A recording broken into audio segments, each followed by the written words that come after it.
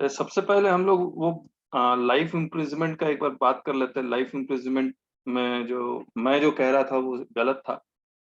14 साल का जो सजा है वो मिनिमम है, वो 20 साल भी हो सकता है, 25 साल, 30 साल और पूरे जिंदगी भर भी हो सकता है। करेक्ट है? जी।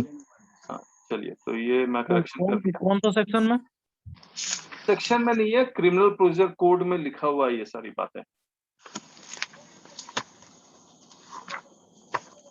तो जहां लाइफ इम्प्रिजनमेंट है वहां पर that can be converted into a death sentence also, और death sentence can also be converted into life imprisonment depending upon कि क्या होता है।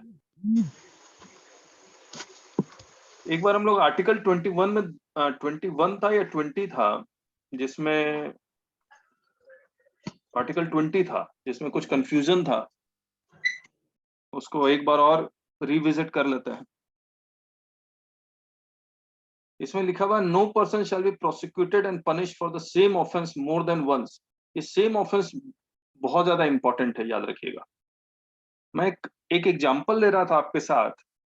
जैसे किसी के पास ड्रग पकड़ाया, और नार्कोटिक ड्रग्स में पोसेशन ऑफ ड्रग का भी सजा दिया हुआ, और इंडियन पिनल कोड में भी पोसेशन ऑफ ड्रग का सजा दिया हुआ है। तो अगर उसको नार्कोटिक ड्रग में पोसेशन ऑफ ड्रग का उसको सजा मिल चुका है, तो क्या इंडियन पिनल कोड में उस पोसेशन ऑफ ड्रग का दोबारा से उसका ट्रायल होकर सजा मिल सकता है, हाँ या ना?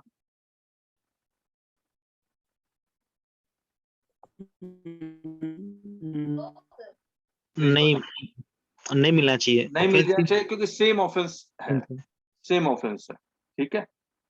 दूसरा, जनरल क्लॉज एक्ट सेक्शन 26। ये जनरल क्लॉज एक्ट का एक वीडियो हमने यूट्यूब में भी डाला है, अगर आप चाहें तो देख सकते हैं। इसमें लिखा हुआ वेर एन एक्ट और omission constitute an offence under 2 और मोर एनेक्टमेंट्स, जो अभी हमने कहा नार्कोटिक ड्रग्स और Indian penal code, then the offender shall be liable to be prosecuted and punished under either or any of those enactments, but shall not be liable to be punished twice for the same offense। समझ में आ गया आपको?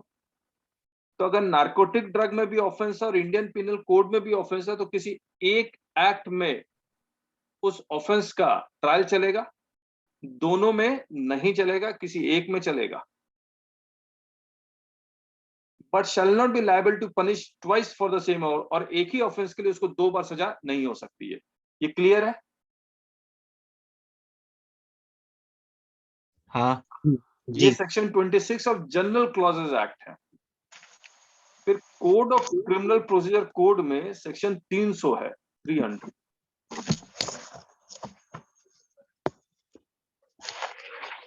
Person once convicted और acquitted not to be tried for same offence. तो यहां भी वही same बात लिखी है जो हम लोग कल भी बोल रहे हैं। एक बार अगर उसका ट्रायल हो गया है और वो एक्यूट हो चुका है, मतलब छूट चुका है, तो दोबारा से सेम ऑफेंस के लिए कोई दूसरा कोर्ट या कोई और जगह उसका ट्रायल दोबारा से नहीं खुलेगा, अनटिल अनलेस स्टेट, फिर एक्सेप्शन ये सब दिए हुए हैं कुछ, कि नया एविडेंस मिल गया तो ट्रायल रीट्रायल हो सकता है। ठीक है ना?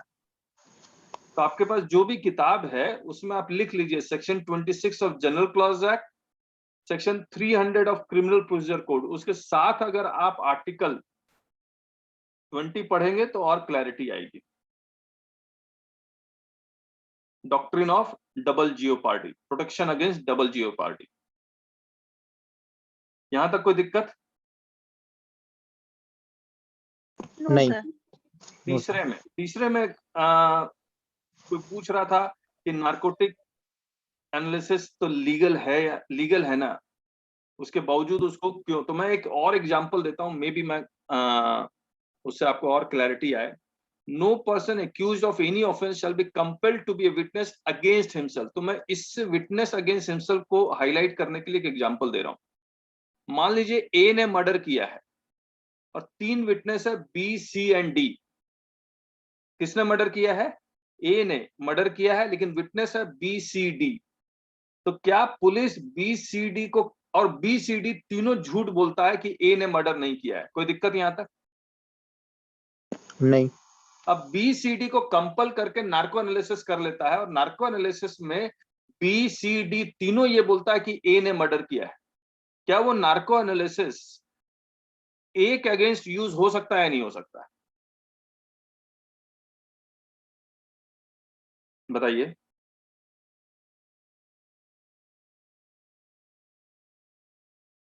कोई नहीं बोल रहा है, क्या चक्कर है? नहीं हो सकता है। हो सकता है सर। हो सकता है ना, हो क्योंकि सकता है। A का नार्को एनालिसिस नहीं हुआ है। हाँ, किसका नार्को एनालिसिस हुआ है? BC का हुआ है। C और D का हुआ है। उसको भले कंपेल किया गया है, लेकिन वो अब मान लो BCD का को कंपेल करके किया और B बोलता मैंने मर्डर किया, तब यूज नहीं होगा। लेकिन जब B नार्को एनालिसिस में कह रहा है कि A ने मर्डर किया, यूज हो जाएगा। C कह रहा है A ने मर्डर किया, यूज हो जाएगा। D कह रहा है A ने मर्डर किया, यूज हो जाएगा।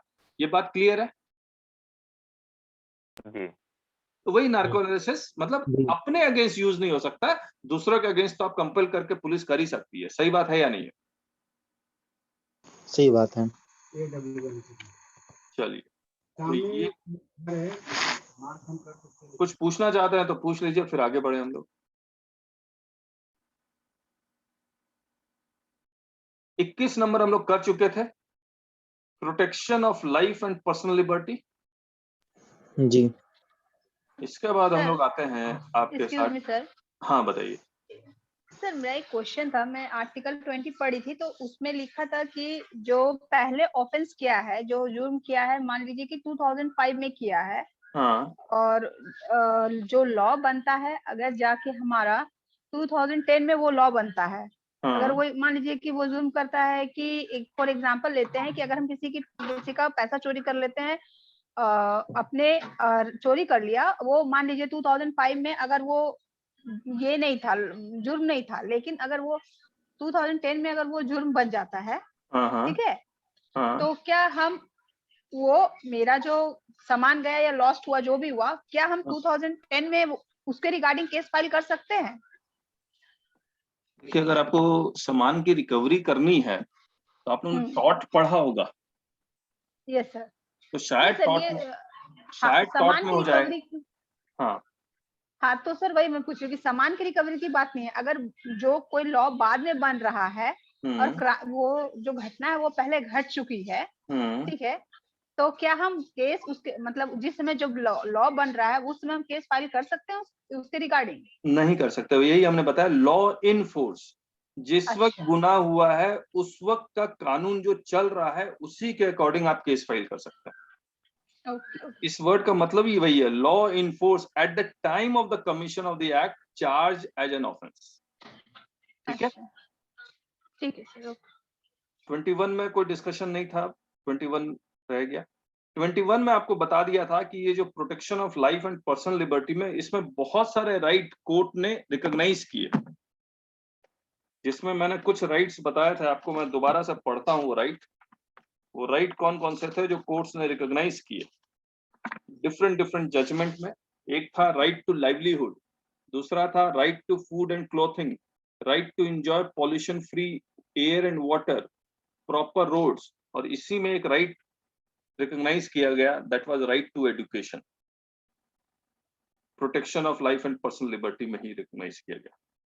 और जो यहाँ पर लिखा हुआ right to live with dignity, right to dignity and privacy of women, right to education, अच्छा यहाँ लिखा ही हुआ है, right to education is implicit in article 21। Every child up to 14 years has a fundamental right to free education. After that, it is subject to limits of economic capacity and development of the state. ये उन्नी Krishnan versus state of UP बहुत famous case है, और इसी पे ये सारा कहानी बेस्ड होगा जो हम लोग आगे डिस्कस करने वाले हैं, that is article 21A। Article 21A कौन पढ़ेगा? पढ़िए।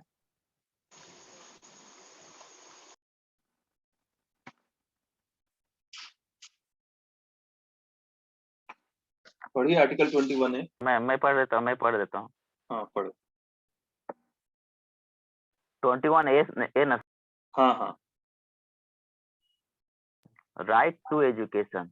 हाँ The state shall provide free and compulsory education to all children of the age of 6 to 14 years in such manner as the state may by law determine. क्या मतलब हुआ इसका? अगर इसका हिंदी अनुवाद किया जाए तो किसके ऊपर रिस्पॉन्सिबिलिटी है फ्री एंड कंपल्सरी एजुकेशन देने के लिए? स्टेट के ऊपर? स्टेट के ऊपर, जी सर। ठीक है, और कितने साल से कितने साल? कितने साल से कितने साल? 6 to 14 years। और कैसे? इन सच मैनर कि बच्चे को फ्री एजुकेशन और कंपलसरी एजुकेशन देना है, जो उसके बेसिकली जो भी अच्छा, यहाँ पर पढ़ाई स्टेट होगी। कौन हो गया? यहाँ पर स्टेट कौन हो गया? स्टेट गवर्नमेंट हो गया या पार्लियामेंट हो गया? ये तो सर स्टेट गवर्नमेंट हो जाएगी यहाँ पे। उस गवर्नमेंट सर, गवर्नमेंट नहीं, ये स्टेट मतलब क्या है? State government sir. हाँ जी, गवर्नमेंट, स्टेट गवर्नमेंट। आप आर्टिकल 12 भूल गए? नो, ये स्टेट गवर्नमेंट नहीं, पार्लियामेंट। आर्टिकल 12 आप भूल गए। देखिए क्या हुआ, आर्टिकल 12 मैं लेके आता हूँ आपके साथ। तो स्टेट हमेशा दिखाएगा गवर्नमेंट को, सेंट्रल को। आप मैं जो बोल रहा हूँ आप लोग उस पर ध्यान ही नहीं दे रहे हैं। पार्ट 3 फंडामेंटल राइट्स हम लोग पढ़ रहे हैं। अरे हाँ ना, कुछ तो बोलोगे। हाँ जी। हाँ सर, हाँ सर। इसमें आर्टिकल 12 था। इन दिस पार्ट का मतलब क्या होता है? पूरा फंडामेंटल राइट का आर्टिकल जहां तक खत्म होगा 21A उसी में आएगा। Unless the countries otherwise requires the state includes the government and parliament of India, government and the legislature of each of the states and all local or other authorities within the territory of India or under the control of the government of India। अब मुझे एक बात बताइए, ये जो article में 21A में state का मतलब क्या हुआ? यहाँ तो स्टेट का तो डिफिनेशन 12 के अकॉर्डिंग सर, तो ये तो पूरा गवर्नमेंट भी है, पार्लियामेंट है, सारा हो गया ना? सारा हो गया सर, सारा हो गया, सारा है, सारा है। बस ठीक है। अब मैं एक बात पूछता हूँ, आप बताइएगा मेरे को। ये जो the state shall provide free and compulsory education to all children का मतलब क्या हुआ? सभी बच्चों को, बॉय गर्ल को भी सकती। मैं कहने का मतलब, मैं शेड्यूल कास्ट, शेड्यूल ट्राइब, 4 लोगों को रिजर्वेशन है। Schedule caste, schedule tribe, OBC, other backward classes and economically weaker sections के अलावा बाकी लोग सारे कवर्ड हैं या सिर्फ यही 4 कवर्ड है? सारे कवर हैं, सारे सर, सब कोई, सब सारे कवर्ड है। Yes sir, every religion sir. अभी जो लिटरल मीनिंग देख रहे हैं हम लोग, ठीक है, बाद में हम लोग अंदर और जाएंगे। To all children of the age of 6 to 14 years in such manner as the state में by law determine। अब बताइए, ये जो फ्री एंड कंपल्सरी एजुकेशन देना है, ये कैसे पॉसिबल है? इसके लिए क्या कानून बनाना पड़ेगा? कोई एक्ट बनाना पड़ेगा, गवर्नमेंट को कानून बनाना पड़ेगा। यहाँ लिखा हुआ है लॉ में in such manner as the state may by law determine, correct है जी। मुझे एक बात बताइए, एक गरीब का बच्चा जो रोड पे भीख मांग रहा है, उसको पढ़ाना है, ये तो कॉन्स्टिट्यूशन में लिख दिया, राइट टू एजुकेशन है। रोड पे भीख मांगते हुए बहुत बच्चे मिल जाएंगे। अब मुझे एक बात बताइए, क्या गवर्नमेंट उन बच्चों को पकड़ पकड़ के स्कूल में डालेगी? नहीं, पकड़ लिखा हुआ है, आप लॉ को ठीक से पढ़िएगा, जो लिखा हुआ उसी के अकॉर्डिंग कैसे वैसे ही पढ़ना है हम लोग को, ठीक है? शाल लिखा हुआ है ना, पढ़िए, दिमाग लगाइए थोड़ा।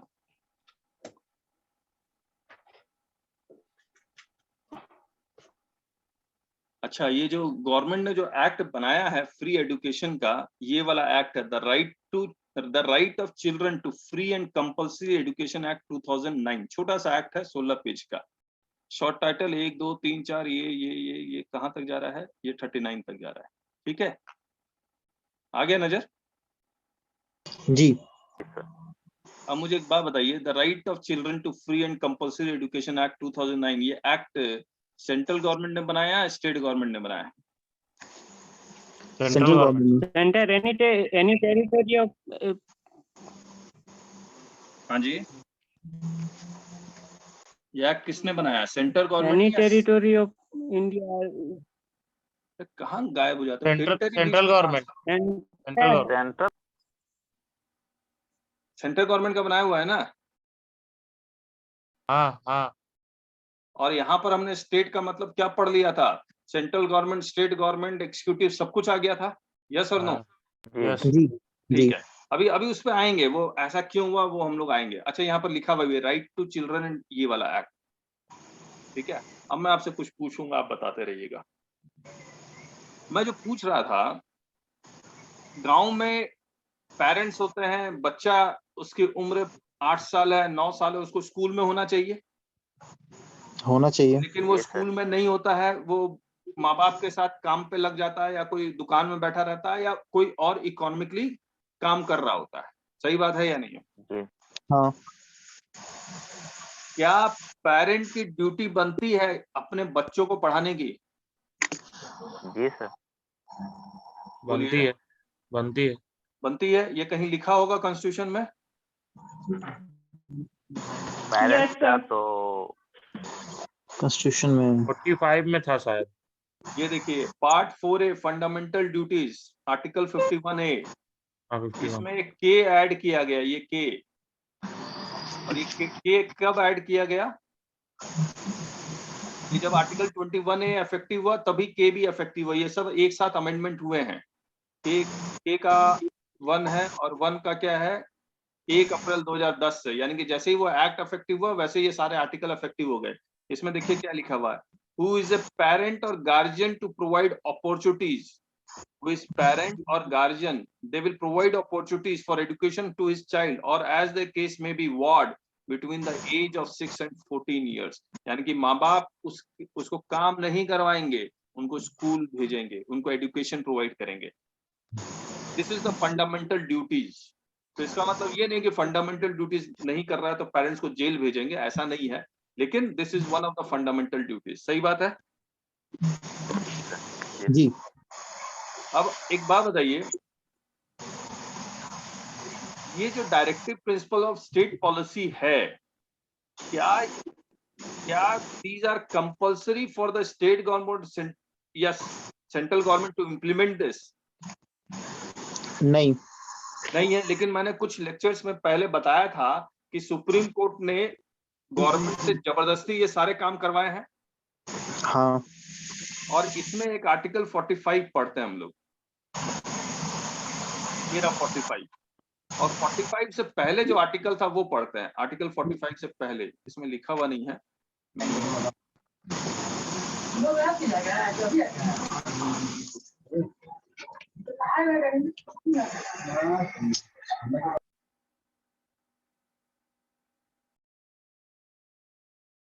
मैंने सबको म्यूट कर दिया। ये है ना, रिकॉर्डिंग भी हो रही है, तो आप कोशिश कीजिए कि अगर बैकग्राउंड में कुछ आवाज आ रही है तो आप अपने आप को खुद ब खुद म्यूट कर लें, ठीक है? जी। एक मिनट रुकिए।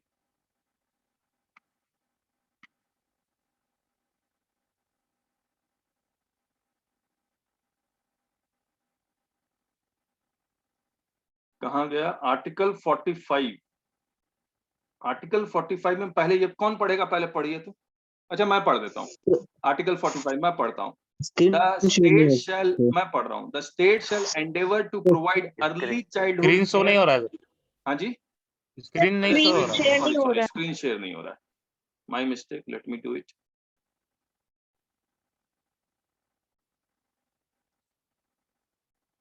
ये आ रहा article, the state shall endeavor to provide early childhood care and education for all children until they complete the age of 6 years।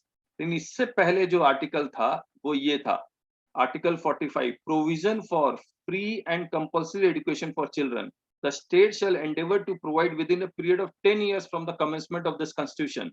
यानी कि 26 जनवरी 1950 के बाद 10 साल और जोड़ दीजिए कि 10 साल के तक for free and compulsory education for all children until they complete the age of 14 years.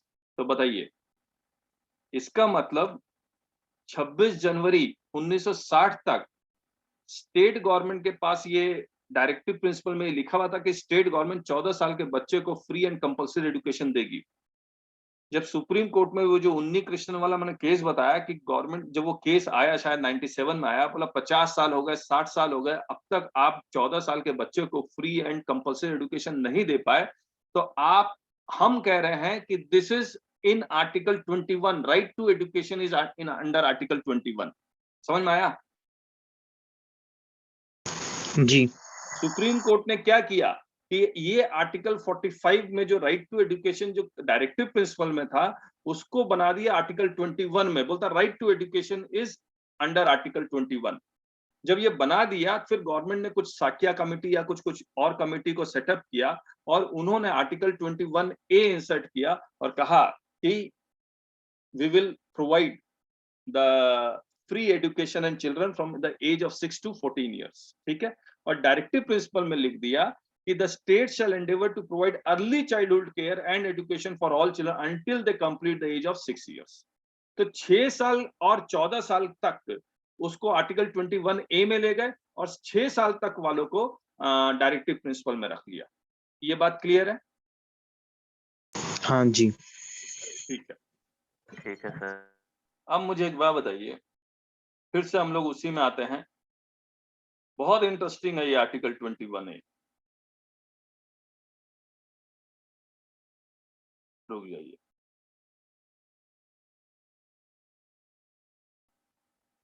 Article 21A।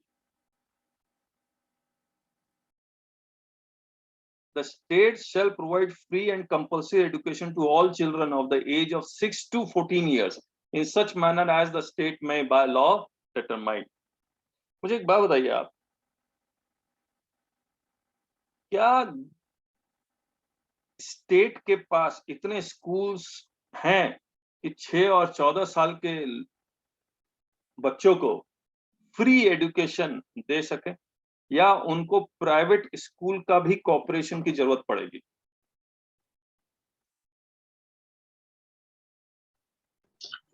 Private के पढ़ सकता है सर। पढ़ सकता है? तो एक बात बताइए आप, क्या सेंट्रल गवर्नमेंट या स्टेट गवर्नमेंट कोई ऐसा कानून बना दे और उन प्राइवेट स्कूल को कहे कि आपको कंपल्सरली 6 और 14 साल के बच्चों को आपको फ्री एजुकेशन देना पड़ेगा? Is it possible? पॉसिबल तो नहीं लग रहा है। नो हाँ जी। कानून बनाने पर तो पॉसिबल। अच्छा, एक बात बताते हैं, चलिए आप पॉसिबल तो कह रहे हैं, मैं एक दूसरा एक एग्जांपल लेता हूं, आप बताइएगा कितना सही है कितना गलत है। आपने लॉयर की प्रैक्टिस शुरू कर दी, उसमें एम्प्लॉय रखेंगे आप, हाँ या ना? हाँ। जी जी।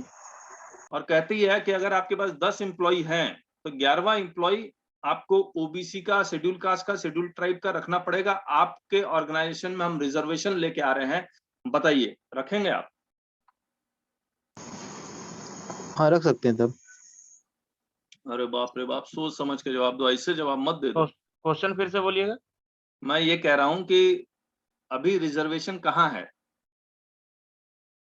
सेंट्रल गवर्नमेंट गवर्नमेंट एम्प्लॉयमेंट में है रिजर्वेशन, हाँ। लेकिन क्या वो रिजर्वेशन प्राइवेट जगह, दुकानों में या प्राइवेट कंपनियां में पॉसिबल है या नहीं है? नहीं, नहीं है ना? नहीं है। कौन सा आर्टिकल से आप बचेंगे? 21 नहीं, आर्टिकल 19 अभी दिखलाता हूं मैं आपको। Freedom of speech. Freedom of speech नहीं, 19(1)(g।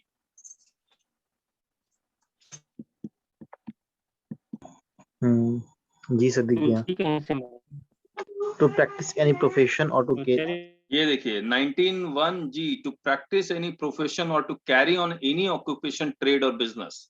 मैं अपना पैसा लगा के अगर कोई ट्रेड कर रहा हूं और आप मुझे ऐसे एम्प्लॉय को कह रहे हैं रखने के लिए कि मुझे नहीं लगता कि वो एफिशिएंट है, तो मैं कोई भी तरह का ऑक्यूपेशन, ट्रेड और बिजनेस अगर करूंगा तो आपका इंटरफेरेंस होगा। आपके इंटरफेरेंस से मैं कोई भी ऑक्यूपेशन, ट्रेड और बिजनेस नहीं कर पाऊंगा। सही बात है या नहीं? जी सर। मैं अपने भाई को रखूंगा, अपने सिस्टर को रखूंगा एम्प्लॉयमेंट के लिए, मैं आपके बताए हुए किसी खास बंदे को क्यों रखूंगा? सही बात है या नहीं? सही बात। तो ये अब मुझे एक बात बताइए, आप कह रहे हैं कि फ्री एजुकेशन के लिए प्राइवेट स्कूल को लेके आना पड़ेगा, सही बात? जी। और प्राइवेट स्कूल को जब गवर्नमेंट लेके आएगी तो प्राइवेट स्कूल वाले 19(1) में जाएंगे या नहीं जाएंगे? जाएंगे। 19(1) क्या कहेगा?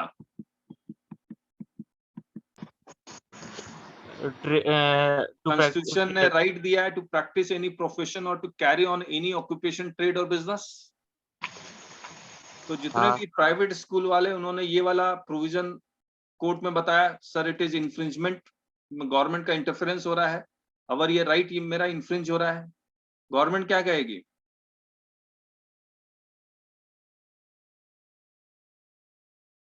अरे बता दीजिए, गवर्नमेंट क्या कहेगी?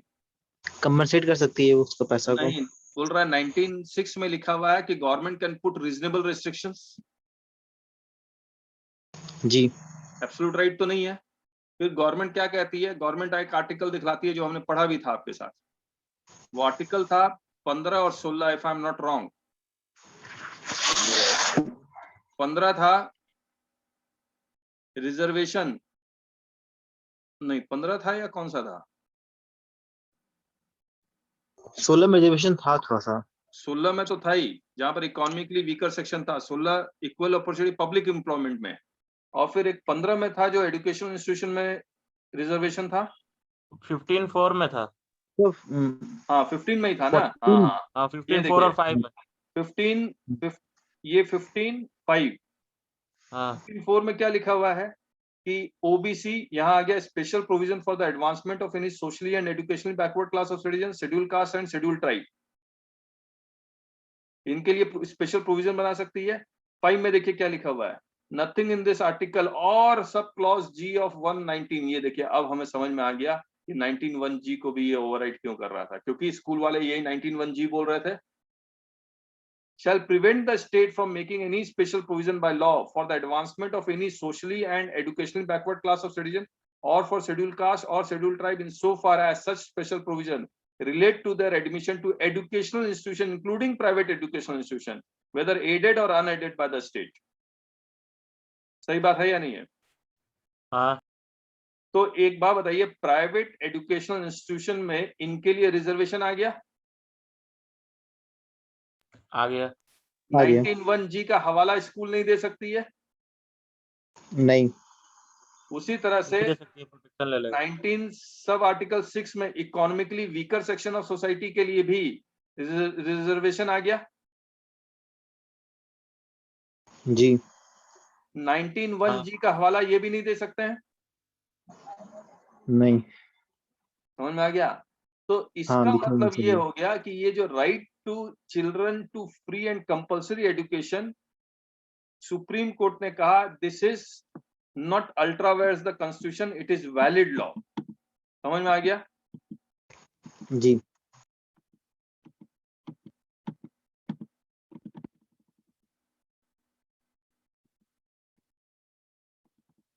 दोबारा आ रहा हूं 21A में।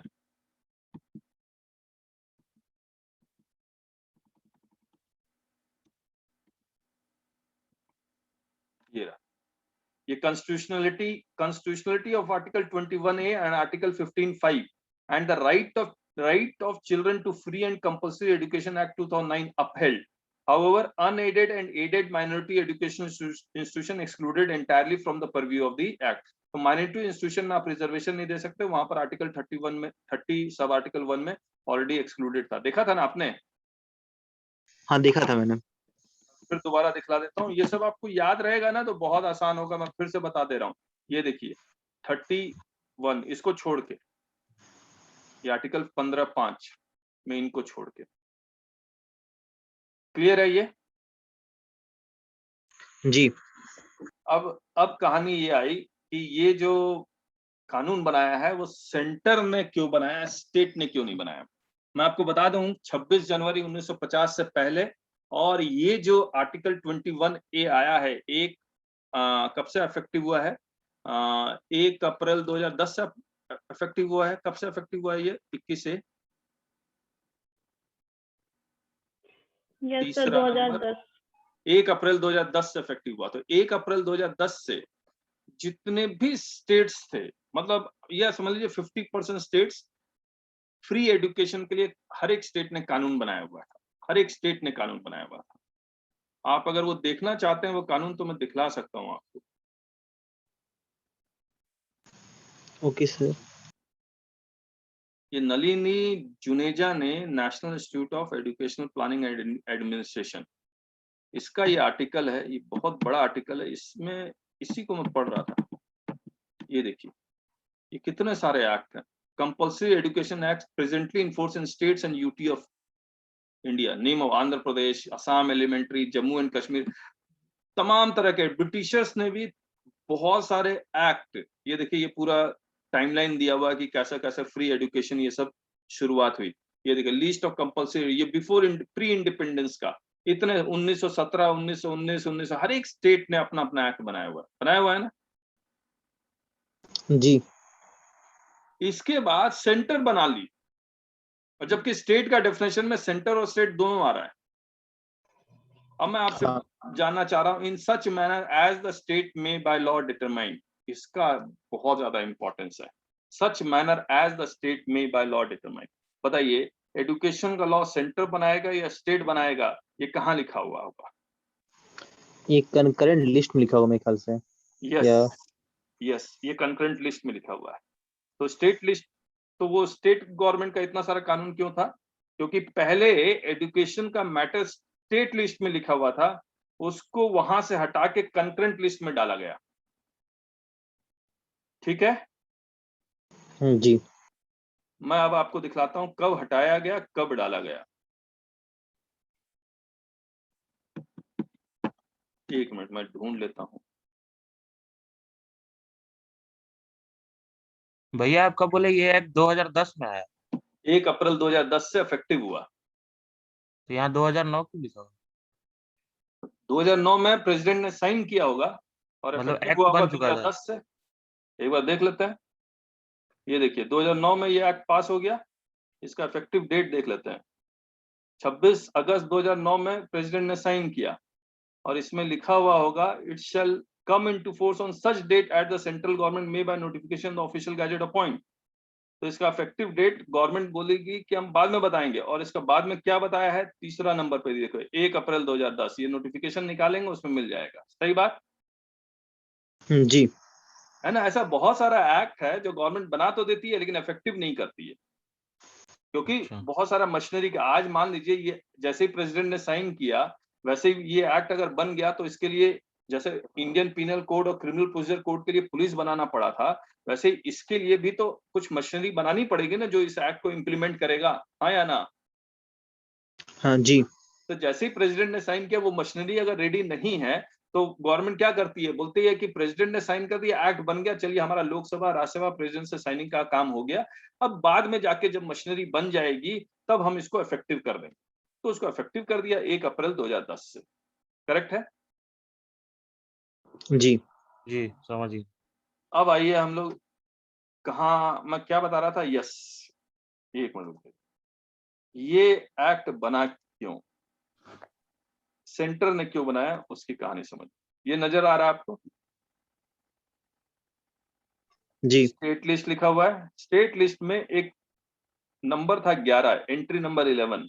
इसमें 1 पॉइंट में देखिए क्या लिखा हुआ था, education including universities subject to the provisions of entry 63, 64, 60 this, ये ओमिट कर दिया गया। तो स्टेट लिस्ट में जो एजुकेशन था इसको ओमिट कर दिया गया 11 नंबर में जो लिखा हुआ था। तो स्टेट गवर्नमेंट के पास ये था, तो स्टेट गवर्नमेंट बना रही थी एजुकेशन पे लॉ। इसके बाद कंकरेंट लिस्ट में उसको नंबर 25 में डाल दिया गया। ये रहा एजुकेशन इंक्लूडिंग टेक्निकल, है ना? दिख रहा है सर। तो अब बताइए, एजुकेशन के ऊपर कानून बनाने का अधिकार किसके पास है? ये कंकरेंट लिस्ट में है, किसके पास है? दोनों के पास है, स्टेट और दोनों के सेंट्रल दोनों पास के है। पास। अगर सेंटर ने कानून बना दिया है तो स्टेट लॉ का सारा कानून को वो ओवरराइड कर देगा सेंटर का कानून, हाँ या ना? हाँ हाँ। तो वही हुआ है। ये जो एक्ट बना है, राइट टू एजुकेशन, कहाँ गया राइट टू एजुकेशन?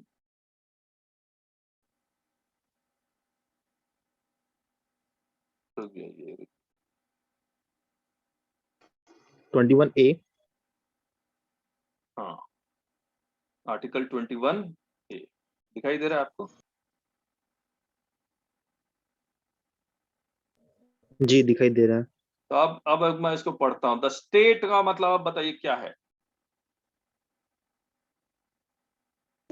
स्टेट का सारा चीज आ गया, जो भी मशीनरी है। नहीं, अब तो हमने सारा डिस्कशन कर लिया ना। अब यहाँ पर स्टेट का मतलब कंकरेंट लिस्ट में सेंट्रल गवर्नमेंट आ गया, सेंट्रल गवर्नमेंट। Central government. ठीक है। Shall provide free and compulsory education to all children of the age 6 to 14 years in such manner as the state may by law determine. आया? जी। चलिए, मेरे तरफ से article 21A complete हो गया। मुझे उम्मीद है कि मैंने कुछ छोड़ा नहीं होगा। और कोई डाउट है तो आप पूछिए, फिर हम लोग आगे बढ़ते हैं।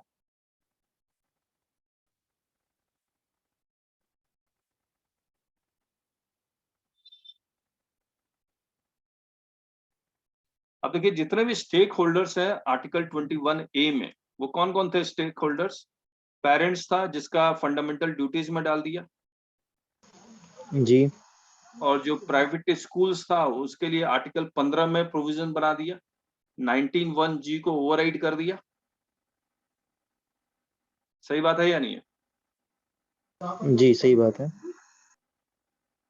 और इस पे भी एक बहस चलती है, द स्टेट शैल लिखा हुआ, इसका मतलब सिर्फ गवर्नमेंट को स्कूल बनाना होगा। तो खैर आर्टिकल 15(5) ये सब में लिखा हुआ था, इसलिए इसमें कोई खास जो स्कूल है वो जीत नहीं पाए। अब ये कैसे इम्प्लीमेंट हुआ, तो इस एक्ट को पढ़ना पड़ेगा पूरा, तभी पता लगेगा। और प्राइवेट स्कूल के लिए गवर्नमेंट ने कह दिया कि आप पढ़ाइए, हम पैसा देंगे, इसमें लिखा हुआ है। और पैसा कितना देंगे वो सब लिखा हुआ है इसमें। किसको किसको एडमिशन लेना है, कौन चिल्ड्रन होगा, ये सब इसमें डिफाइंड है। अच्छा, इसमें कोई भी जाके पढ़ सकता है ना, 6 से 14 साल के बीच का, 6 से 14 चाहे साल वो इसमें। अब गरीब हो इसमें चाहे अमीर हो। हाँ, यस, कोई भी जा सकता है, लेकिन इसमें लिखा होगा, मतलब अभी तो कॉन्स्टिट्यूशन के अकॉर्डिंग तो कोई भी जा सकता है, लेकिन यहाँ पर देखिए, child belonging to disadvantage group defined है, child belonging to weaker section defined है, चाइल्ड विद डिसेबिलिटी डिफाइंड है। इसका मतलब अमीर वाला नहीं जा सकता है चाइल्ड, लेकिन एज पर कॉन्स्टिट्यूशन कोई भी जा सकता है, लेकिन एक्ट जो बना दिया गया थोड़ा सा रिस्ट्रिक्टिव बना दिया गया। तब तो इसमें एलिजिबिलिटी क्राइटेरिया आ गया। हाँ, एलिजिबिलिटी क्राइटेरिया है, जिसको फ्री में पढ़ना है उसके लिए एलिजिबिलिटी क्राइटेरिया बना दिया गया। अब देखिए, child belonging to disadvantage group में कौन कौन बनाया? Schedule caste, schedule tribe and OBC. Economically weaker section डाल दिया, डिसेबिलिटी डाल दिया, यानी कि अमीर के बच्चे फ्री में नहीं पढ़ पाएंगे।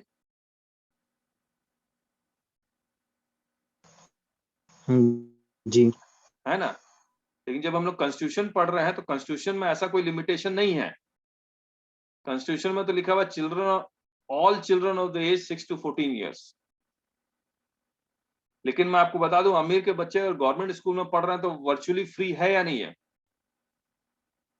फ्री है ना? तो ये जो एक्ट बनाया गया है, ये तो प्राइवेट स्कूल में बच्चे फ्री में पढ़ लें उसके लिए बनाया गया है। गवर्नमेंट स्कूल में तो फ्री जी। है ही, उसमें तो कोई दिक्कत ही नहीं है। हाँ। ठीक है,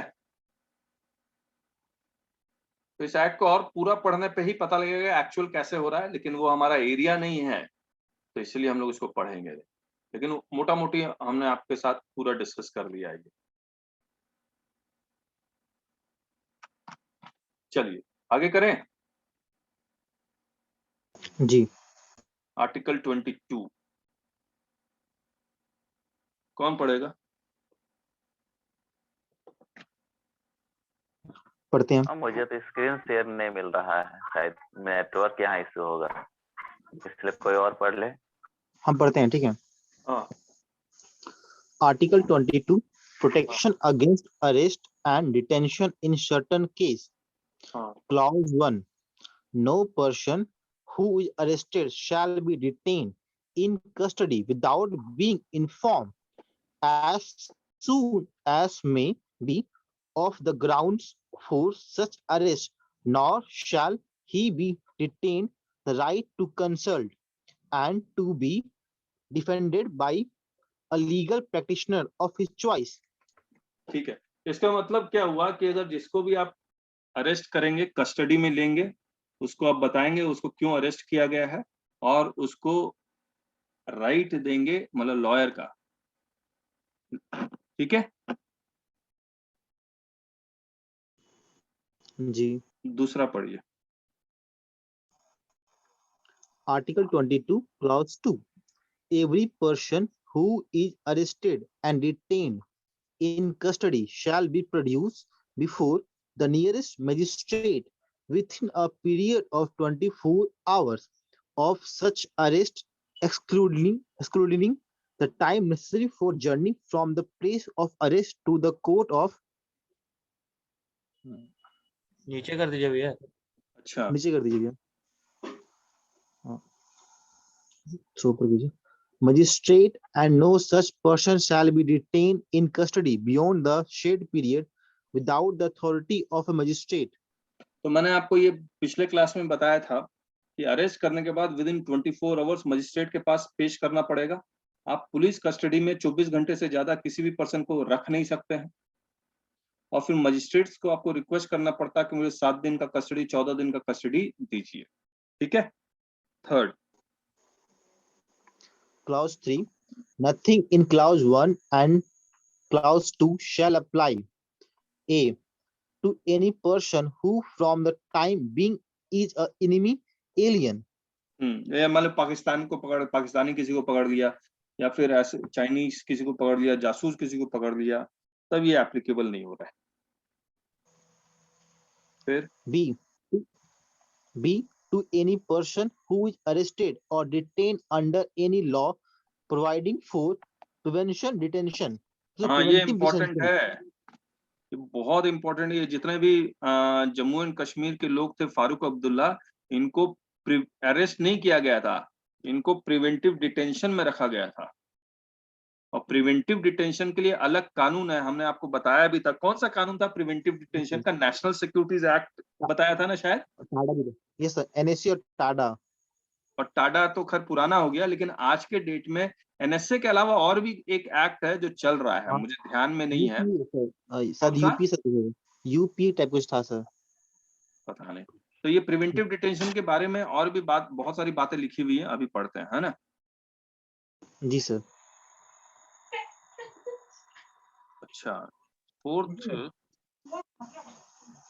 क्लॉज 4 पढ़े सर क्या? एक मिनट, क्लॉज 4 ये पुराना है मुझे लगता है। The following clause 4 to come into effect on enforcement of section 3 of Constitution 44th Amendment Act 1978। ये एप्लीकेबल नहीं हुआ क्या 44th Amendment Act? 22 स्टार। अच्छा, ये अभी तक नोटिफाई नहीं हुआ है, देख लीजिए, पास हो गया है लेकिन date of enforcement yet to be notified. तो हम लोग के लिए यही वाला है, ऊपर वाला। पढ़िए।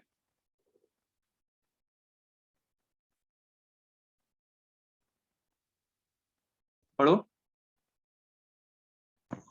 Clause 4. No law providing for preventive detention shall authorize and detention of a person for a longer period than 3 months unless Clause A. An advisory board consisting of a person who are or have been or are qualified to be appointed as judges of High Court has reported before the expiration of the shed period of 3 months, that there is in option sufficient cause for such detention. अच्छा देखिए, मैं आपको बताता हूँ ये क्या है। Preventive detention कर लिया गया किसी को, मैक्सिमम कितने मंथ के लिए प्रिवेंटिव डिटेंशन किया जा सकता है? 3 months. 3 महीने के लिए। अगर 3 महीने से ज्यादा प्रिवेंटिव डिटेंशन करना है तो मुझे कोर्ट ऑफ सेशन में जाना है या किसी एडवाइजरी बोर्ड के पास जाना है? एडवाइजरी बोर्ड पर जाना है। एडवाइजरी बोर्ड है कौन, देख लो। एडवाइजरी बोर्ड हाई बड़ा कोर्ट। इंटरेस्टिंग है, ये इंदिरा गांधी ने बहुत आराम से इसको यूज भी किया था। एडवाइजरी बोर्ड है कौन, बोलता है कि advisory board consisting of person who are or have been or are qualified to be appointed as जजेस ऑफ ए हाई कोर्ट। अब मुझे एक बात बताओ, एडवाइजरी बोर्ड में कौन कौन हो सकता है? जजेस ऑफ हाई कोर्ट हो सकता है जी। और अगर जजेस ऑफ हाई कोर्ट नहीं मिला, मान लो बीजेपी का गवर्नमेंट चल रहा है और किसी को प्रिवेंटिव डिटेंशन करना है और प्रिवेंटिव डिटेंशन मुझे 1 साल के लिए करना है, तो एडवाइजरी बोर्ड मेरे अकॉर्डिंग होगा तो हो जाएगा। हाँ। तो मुझे एडवाइजरी बोर्ड, अगर मैं जजेस ऑफ हाई कोर्ट को, हाई कोर्ट के जजेस, जो हाई कोर्ट का जज ऑलरेडी है उसको बनाऊं या फिर उसको बनाऊं जो क्वालिफाई है हाई कोर्ट का जज बनने के लिए? कौन है क्वालिफाई हाई कोर्ट का जज बनने के लिए? शायद ना, जो जज आपका 10 या 15 साल का एक्सपीरियंस रखता हो। हाँ, लोअर कोर्ट का। लोअर कोर्ट का या फिर वकील का एक्सपीरियंस वकील भी, अच्छा हाँ, yes खासा, sir। वो भी बन सकता है। तो ऐसे लोग मिल जाएंगे या नहीं मिल जाएंगे जी हुजूरी करने वाले? जी सर। अगर जी हुजूरी करने वाले एडवाइजरी बोर्ड में बना दूं तो एडवाइजरी बोर्ड वो 3-3 महीना से एक्सटेंड कर सकता है या नहीं कर सकता किसी का भी प्रिवेंटिव डिटेंशन? कर सकता है। अब पढ़ो क्लॉज 4। हाँ, ए।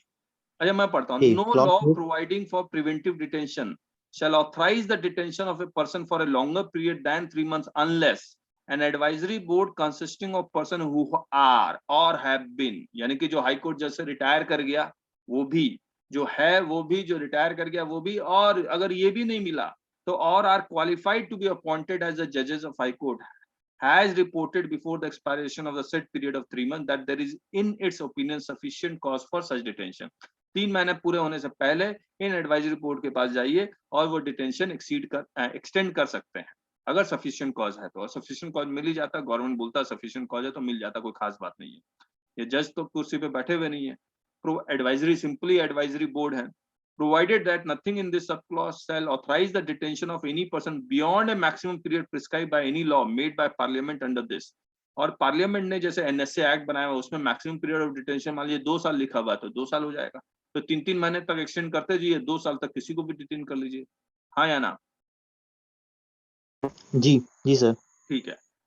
फिर such person is detained in accordance with the provisions of any law made by parliament under sub clause A B of 7। तो ये 7वां क्लॉज में कुछ कुछ कहानी लिखे हुए अभी मैं पढ़ता हूं हम लोग। अब ये जो इफेक्टिव नहीं किया गया है, ये जो इफेक्टिव नहीं किया गया, ये थोड़ा सा प्रिवेंटिव डिटेंशन को और मुश्किल बना देगा। कैसे? No law providing for preventive detention shall authorise the detention of a person for a longer period than 2 months unless an advisory board constituted in accordance with the recommendation of the chief justice of the appropriate high court has reported। अब देखिए advisory board बनने का तरीका, यानी कि honest लोग आ जाएंगे इसमें। ये हो सकता है एडवाइजरी बोर्ड गवर्नमेंट की बात माने या ना माने, हाँ या ना?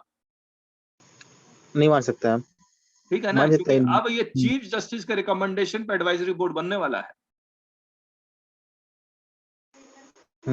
तो इंदिरा गांधी ने इमरजेंसी के समय हजारों लोगों का प्रिवेंटिव डिटेंशन किया था या नहीं किया था?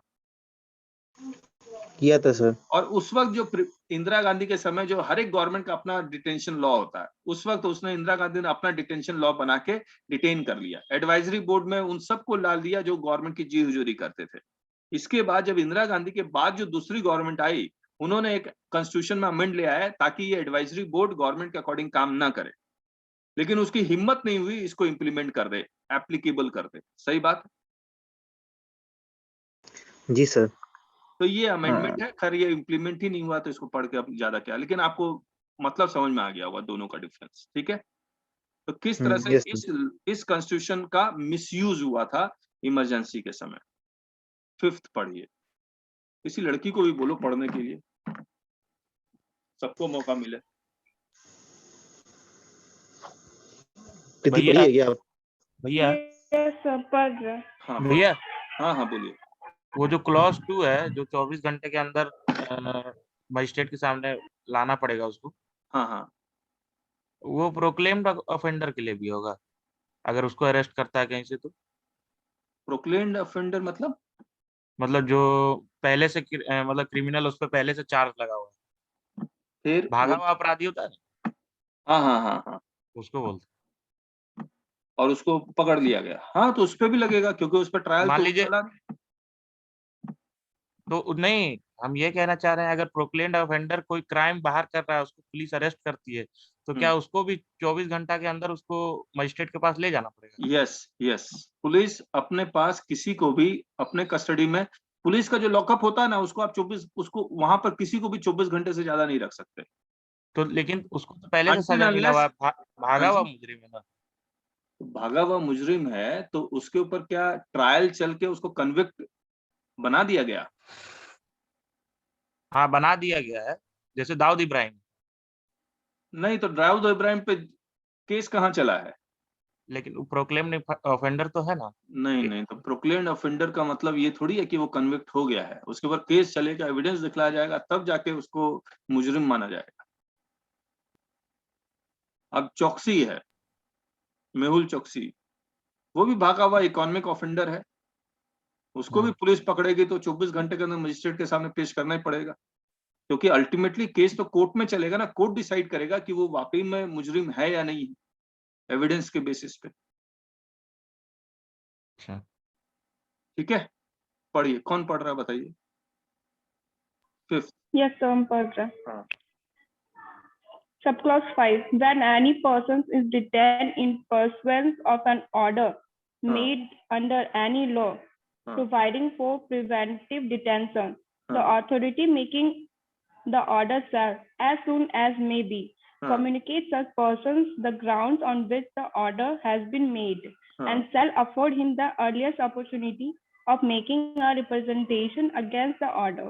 ठीक है, जो भी कानून बनेगा, किसी को भैया प्रिवेंटिव डिटेन करेंगे तो उसको आप बताएंगे आपको प्रिवेंटिव डिटेन क्यों किया गया है और आप कोर्ट में उसके अगेंस्ट जा सकते हैं। ठीक है। 6th। Subclause 6. Nothing in clause 5 shall require the authority making any such order as is referred to in that clause against the public interest to this clause. मतलब अगर ऐसा ऐसी बात है जो which is against the public interest तो वो disclose नहीं करेगा। 7th पढ़िए। Parliament may by law prescribe a the circumstances under which and the class or classes of cases in which are next नीचे in which a persons may be detained for a period longer than 3 months without obtaining the opinions of an advisory board in accordance with the provisions of subclause A of subclause 4. ठीक है, इसमें तो वही 3 महीने से ज्यादा detain करना चाहते हैं तो एडवाइजरी बोर्ड का आपको परमिशन लेना पड़ेगा। Next. B. The maximum for which any persons may in any class or classes of cases be detained under any law providing of preventive detention, and C. The procedure of the follow of by an advisory board in an inquiry under subclause A of subclause 4. तो basically कानून में क्या क्या लिखा होना चाहिए उसके बारे में लिखा हुआ है कि किस सर्कमस्टांसेस में आप किसी को भी डिटेन करेंगे और अगर डिटेन करना 3 महीने से ज्यादा तो एडवाइजरी बोर्ड क्या क्या प्रोसीजर फॉलो करेगा और मैक्सिमम पीरियड ऑफ डिटेंशन क्या होना चाहिए उसी कानून में लिखा होना चाहिए और एडवाइजरी बोर्ड क्या इंक्वायरी करेगा, कैसे फॉलो करेगा, उसके बारे में लिखा होना चाहिए। तो वो हम लोग जो कानून पढ़ेंगे तो क्लियरिटी आएगी। और ये अगेन इफेक्टिव नहीं हुआ 7th वाला। Parliament may by law prescribe the maximum period for which any person may in any class or classes of cases be detained under any law providing for preventive detention and the procedure to be followed by an advisory board in inquiry under clause 4. तो ये कहानी है। इसके बाद इसमें कोई doubt article 22 में? Clause sir, clause 7 का बी सर थोड़ा सा। क्लॉज 7 का बी, द मैक्सिमम पीरियड। मैंने कहा था ना, प्रिवेंटिव डिटेंशन में जब कानून बनाएंगे तो उसमें लिखना पड़ेगा कि आप मैक्सिमम कितने साल तक डिटेन कर सकते हैं। अगर उसमें लिखा हुआ 2 साल तक, तो आप मैक्सिमम 3 महीने, फिर एडवाइजरी बोर्ड 3-3 महीने तक एक्सटेंड करता जाएगा, और 2 साल के बाद एडवाइजरी बोर्ड भी एक्सटेंड नहीं कर पाएगा, उसको छोड़ना ही पड़ेगा। ठीक बात? Yes sir. अब ऐसे फारूक अब्दुल्ला को कितने महीने बाद छोड़ा गया?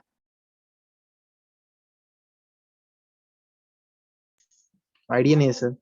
अच्छा, मैं देखो एक इमेजिनरी एग्जांपल लेता हूँ, ऐसा गवर्नमेंट ने जरूर किया होगा। मान लीजिए किसी भी प्रिवेंटिव डिटेंशन लॉ में लिखा हुआ 1 साल तक हमें से ज्यादा डिटेन नहीं कर सकता, तो मैंने 3 महीने पहले डिटेन किया, उसके बाद एडवाइजरी बोर्ड को बताया कि सर इसको छोड़ देंगे तो दंगा फसाद फैलाएगा और ये स्टेज पे जाके कुछ बोलेगा, तो 3 महीने और बढ़ा दो, 3 महीने और बढ़ गया, फिर 3 महीने और, 3 महीने, 1 साल हो गया। 1 साल बाद छोड़ना पड़ेगा कि नहीं छोड़ना पड़ेगा? उसको छोड़ना पड़ेगा। पड़ेगा छोड़ना सर। पड़ेगा। मैंने 2 दिन के लिए उसको छोड़ दिया, फिर से उसको प्रिवेंटिव डिटेंशन में ले लिया, फिर से 1 साल और ले लूंगा उसको। हाँ या ना? हाँ। हाँ, तो ये सब लूप होल है, पढ़ना पड़ेगा लॉ में कि ये कंसेक्यूटिव 1 ईयर है या फिर वो पीरियड क्या है। मैं बार बार छोड़ूंगा, बार बार डिटेन करूंगा, बार बार छोड़ूंगा, बार बार डिटेन करूंगा, जैसे जैसे पीरियड खत्म हो जाएगा। तो बताइए, कोई कानून का मैं वायोलेशन कर रहा हूँ? नहीं नहीं। तो ये सब पढ़ना पड़ेगा कानून में, क्योंकि अगर लूप होल पब्लिक जानता है तो गवर्नमेंट भी तो जानती है लूप होल क्या है। हाँ, बात तो सही है। हाँ, तो ये जो फारूक अब्दुल्ला और जो महमूदा मुफ्ती, इनको छोड़ के फिर से प्रिवेंटिव डिटेंशन में किसी एक लीडर को डाला गया था, मुझे याद आ रहा है। पढ़ना, आप देखना, मिल जाए तो आप मुझे भी बताना। छोड़ दिया गया था। डॉक्टर हाँ, डॉक्टर फारूक अब्दुल्ला को छोड़ दिया गया था, फिर से प्रिवेंटिव डिटेंशन में ले लिया। बोला नहीं नहीं सर गलती हो गई, या फिर क्योंकि वो पीरियड खत्म हो रहा था फिर से ले लिया। 211 दिन रखने के बाद छोड़ा। 211 दिन रखने के बाद छोड़ा, और फिर से प्रिवेंटिव डिटेंशन में लिया या नहीं लिया?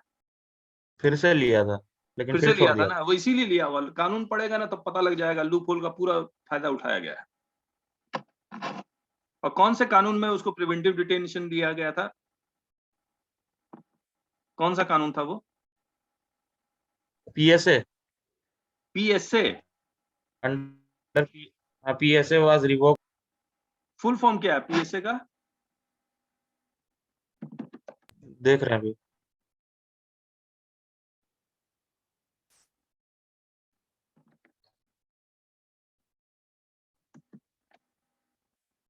पब्लिक सर्विस अनाउंसमेंट लिखा हुआ है। नहीं, ये Jammu and Kashmir public safety act 1978 is a preventive detention law under which a person is taken into custody to prevent them from acting harmfully against the security of the state। बताइए, ओहो, ये governor of Jammu and Kashmir ने enact किया है 1978 के act में, मतलब उन्हीं का बनाया हुआ एक्ट में उन्हीं को प्रिवेंटिव डिटेंशन कर लिया। इस एक्ट को पढ़ेंगे तो उसमें वो लूप होल हमें मिल जाएगा जो मैं बता रहा हूं आपको। चलिए,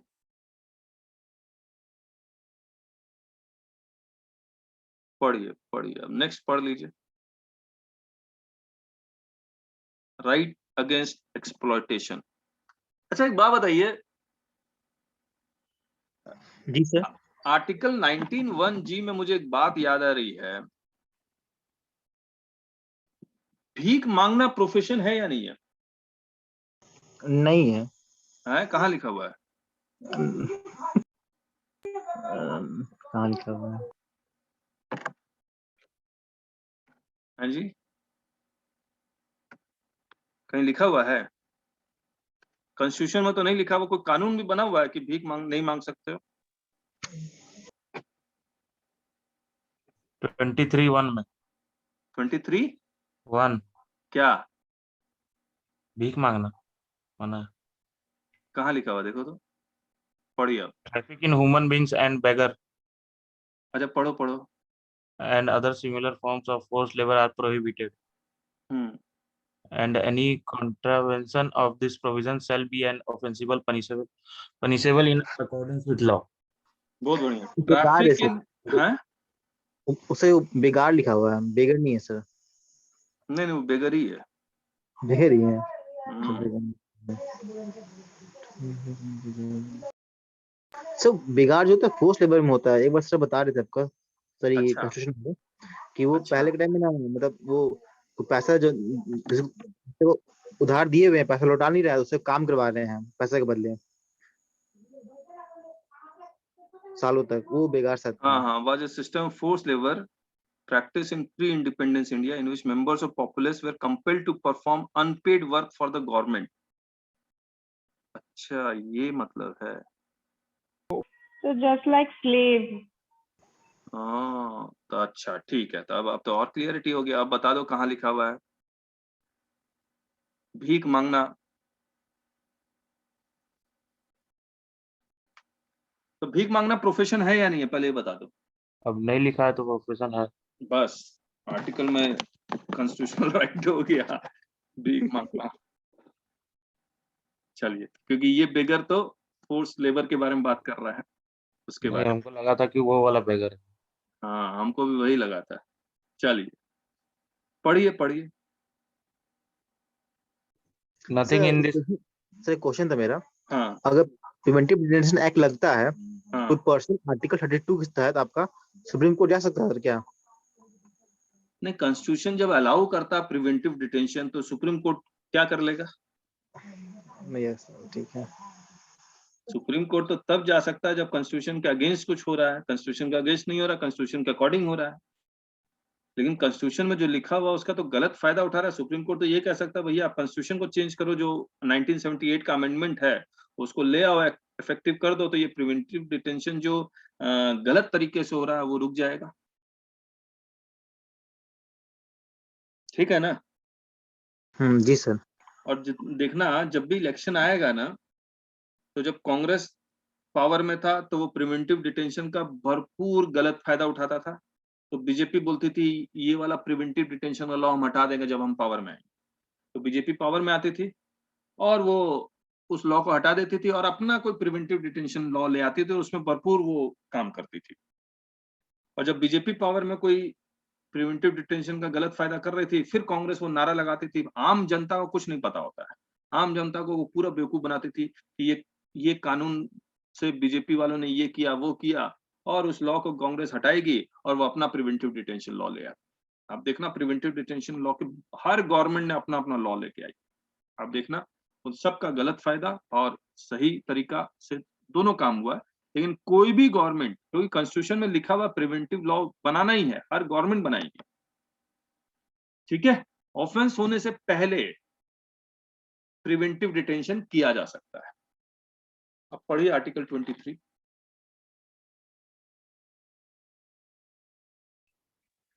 Prohibitions of traffic in human beings and forced labor.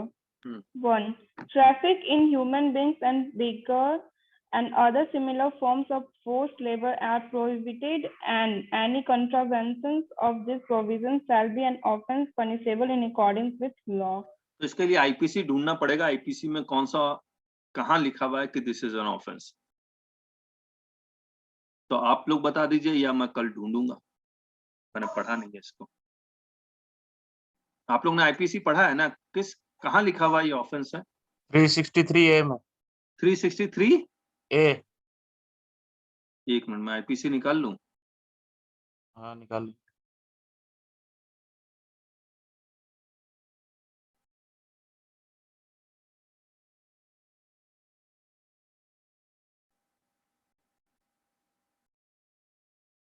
Three 363 kidnapping और maiming a minor for purpose of begging, ये तो नहीं है। फोर्स लेबर कहाँ है? अच्छा, ये पूरा का पूरा of kidnapping, abduction, slavery and force labour, ये पूरा आर्टिकल 359 से लेकर 374 भी sir. Unlawful compulsory labour, buying minor for the purpose of prostitution, trafficking a person. अच्छा, ये पूरा ही है। तो आर्टिकल 359 टू 374। चलिए, ये लिख लीजिएगा फिर।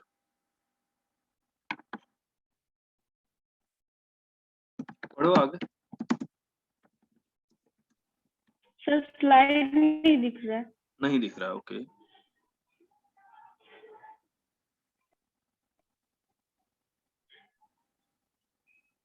ठीक है, पढ़िए अब। Subclause 2. Nothing in this article shall prevent the state from imposing compulsory service for public purposes, and in imposing such service, the state shall not make any discrimination on grounds only of religion, race, caste, or class, or any of them. तो ये government कह सकती है कि भैया आपको 18 साल से लेकर 20 साल के बीच में आपको मिलिट्री का एक्सरसाइज या मिलिट्री में आपको फ्री में काम करना पड़ेगा। इज इट पॉसिबल और नॉट? इजराइल जैसे बहुत सारे कंट्री में ऐसा है, हर एक को मिलिट्री का या आर्मी का रिगरस ट्रेनिंग से गुजरना पड़ता है। तो ये उसी के बारे में है। Okay sir. ठीक है, आर्टिकल 24 पढ़ लीजिए। Article 24. Prohibition of employment of children in factories, etc. No child below the age of 14 years shall be employed to work in any factory or mine or engaged in any other hazardous employment. ठीक है, तो इसके लिए बहुत सारे कानून बन गया है। Obviously MC Mehta is the Pioneer, ये बहुत बड़े लॉयर हैं, ये पॉल्यूशन के ऊपर और बहुत सारे इन सब चीज के ऊपर काफी ज्यादा एक्टिव है। तो एबॉलिशन ऑफ चाइल्ड लेबर, इस पे बहुत कानून बन चुका है। कल मिले। जी भैया। Yes, sir. चलिए, एक मैं ये चाह रहा हूँ चंदन, एक ग्रुप बना लो जिसमें मुझे भी ऐड कर दो, जो हम लोग यहाँ पर आते हैं। Okay sir. मैं उसी में YouTube के वीडियो ये सब जो भी मैं लेके आ रहा हूँ, जो आज की क्लास हुई है रिकॉर्डिंग तो हो ही गई है, उसको मैं YouTube में अपलोड करूंगा, उसमें फिर मैं आप लोग के साथ शेयर कर दूंगा। Okay sir. ठीक है, ठीक है। चलिए आज का क्या रहा ओपिनियन आप लोग का? अच्छा रहा। अच्छा रहा। अच्छा सर। रिलेशन समझ में आ रहा है, कौन सा मतलब कॉन्स्टिट्यूशन से आपका क्या क्या रिलेशन आपका है? थैंक यू सभी।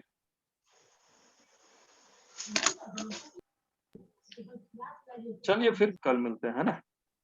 Okay, good night sir. Sir, thank you. Good night.